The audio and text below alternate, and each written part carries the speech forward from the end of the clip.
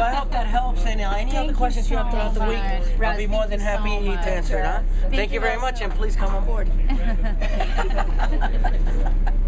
But I've worked for 16 years for Lindblad. I worked in Galapagos, Panama, Costa Rica, and all the locations they go through in the Americas, let's say. Amazing. And I've done a lot of the scouting of fruits, vegetables, fish, so I've been very much involved in the food side of Lindblad Expeditions. Do you get any sleep? What is it? Sleep, yeah. It's what is 5 letters. Sleep, yeah. Is that when people? Is that what that pillow's for? Yeah. And then it goes through here, we rinse them off one more time with 3-sink compartment. And it goes through the Hobart dishwasher. That Hobart dishwasher is a very powerful dishwasher that goes up to, yeah, they go up to very high temperatures and their jets are very powerful. And how long does it take to wash a load? 1 minute. That's amazing. Yeah. That's amazing. And the fridge is back there. We also have some fruit really nice and sorted. Yeah, I graduated from Le Cordon Bleu in Portland, Oregon, and then I got my original training in Scotland. Wow. So I worked at the Pete Inn in St. Andrews, Scotland for 3 months under a very amazing chef. Wow. Awesome.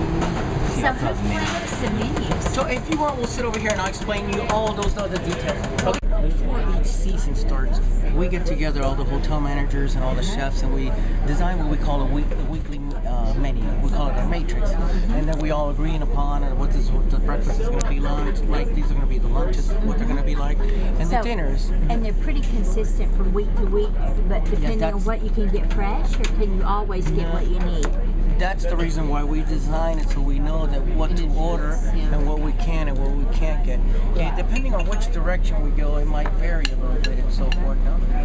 But that's why we design it, so we know how much to order, when to order, what we can get and what we can't get. For this ship, we have 2 ships that they're pretty much identical. Yes, the Seabird and the Sea Lion. Right, and so they're doing the cross itinerary, Sitka to Juneau, Juneau to Sitka. Right, exactly. Right. As we switch, we work on this ship, go on vacation, then the other ship, and like that. Okay. So there's 2 ships. There's obviously 2 crews crew on board, the hotel manager and the chef. But we also have a third one that's on vacation. That's the one that's kind of like the floaters. Rotation. So we all get together and we decide. So when we're going to South America or to Baja or to Panama, Costa Rica, and all, we also get together and decide, okay, this is what the menu's going to be like. Everybody agree, everybody can do this, everybody can. So that's the way we design. So when we get the provisions, I have to place the order 2 weeks in advance because they have to bring it up from Seattle mainly by barge. So like tomorrow I got to place the order. It comes in 2.5 weeks. So you got to really think about everything.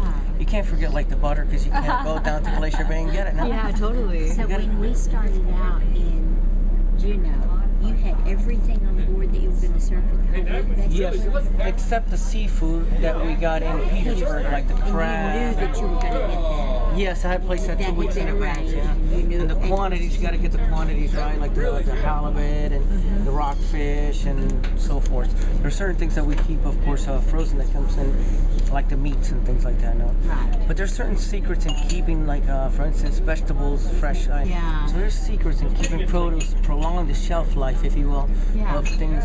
So I noticed that if we take out the tomatoes out of the fridge, out of the box, and put them in sheet pans without them touching or overlapping each other, they'll last 3 to 4 weeks instead of 2-3 days. Wow. So, because one of the things that happens, you know that concept like with the bananas that are hanging from a thing? It's one of the things that the fruits and vegetables that release gases. So if you got them in a closed box, they'll help the other ones ripen. But if you also have one on top of another, squishing one, so that's helping them ripen also. Yeah. So there's little trades of the secrets of the trade to prolong the shelf life. Refrigerated or unrefrigerated? Unrefrigerated. Yeah. Also, like if you have fresh herbs, you can wash them out and put paper towel and then put them in a moist paper towel and roll them up and put them in your, and that prolongs the shelf life. Exactly, because if not, you put it after a couple of days, like Bailey's, with these just dried leaves. Like it's also strange how there are certain countries do things differently than others. Like Latin America, we never put eggs in the fridge. We always keep them at room temperature. But in the United States, they do that too. In Europe, in Latin America or Europe, we don't use fresh milk anymore. We use Tetra Pak because it doesn't need refrigeration. They last up to 6 months. So I hope that helps. And any other questions you have throughout the week, I'll be more than happy to answer it. Huh? Thank you very much, and please come on board.